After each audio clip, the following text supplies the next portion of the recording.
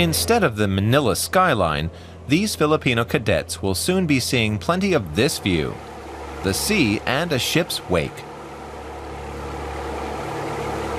They'll be on the ocean for months on end and can't wait to set sail. I love the sea very much. It helps me to refresh when I see the sea every morning, every sunrise. And you know, as I know, it's actually the thing that makes my career moving.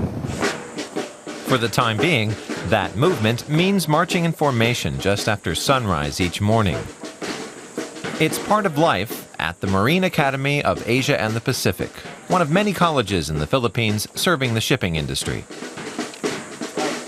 Giancarlo Galapon, now in his 4th year, has no problem with the ritual. On board ship, that's one of the vital things and character that we should have prior to that concrete situation of having life on board ship. You know, we will be dealing with lots of people, and you should know how to respect them. And that respect is crucial on the bridge, especially in turbulent conditions. Hurricanes on the high seas can mean 15-meter waves and minimal visibility. Everyone plays an integral role and must pull together in calm or rough seas. This high-tech simulator gives budding sailors a taste of what to expect. Some 1,800 students are enrolled in the academy, in a country that produces more sailors than any other. That's not surprising.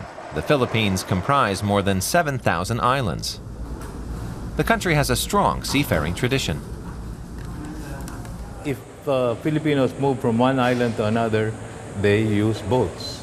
And so they're used to the sea, they're used to big waves. We have 26 typhoons every year, so we're used to that. But I guess more importantly also is that it provides, the seafaring career provides a very good livelihood for them.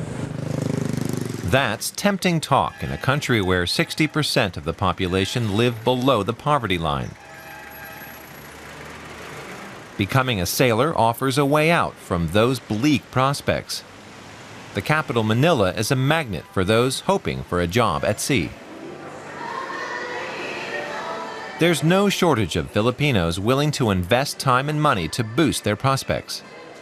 This school, specializing in cruise ship staff, is one of many in the country. Among the skills taught here is how to cater to and for discriminating cruise guests, and how those passengers expect their rooms to look. Lainey Ramirez has 5 minutes to get the bed into pristine condition. Sorry. The course she's taking lasts 5 months. She hopes it will be a sound investment, not least because it's costing her family several months' wages. But it's likely she'll end up earning enough to support them, making the sweat and toil now worth it.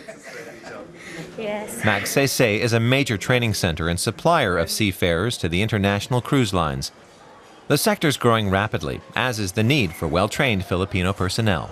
Because we are by nature service-oriented, smiling is very natural for us.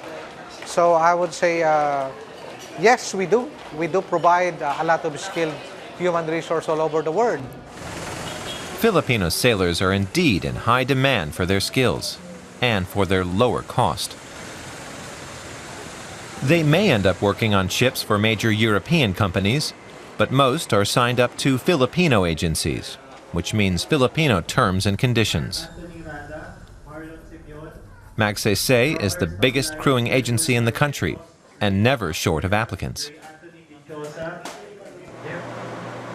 Back at the Maritime Academy, Giancarlo Galapon has no worries about agencies and being underpaid.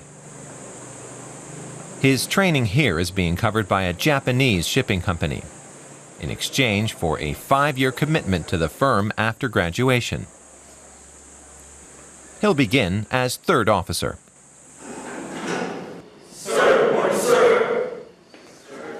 There are other prestigious maritime colleges in the Philippines, But this is probably the only one run by a trade union. The Associated Marine Officers and Seamen's Union of the Philippines also functions as a welfare and relief organization for its members.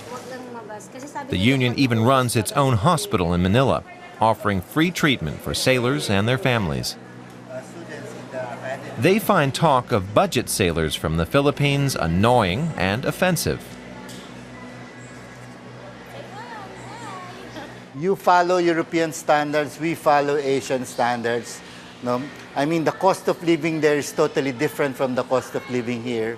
If a Filipino would live in Germany or somewhere in Europe, then probably he has to earn European wages. Otherwise, he will die earning Filipino wages. No? I mean, local wages. No? Because the standards here are far different. No? The union also has a dedicated village, home to 530 families of officers and engineers.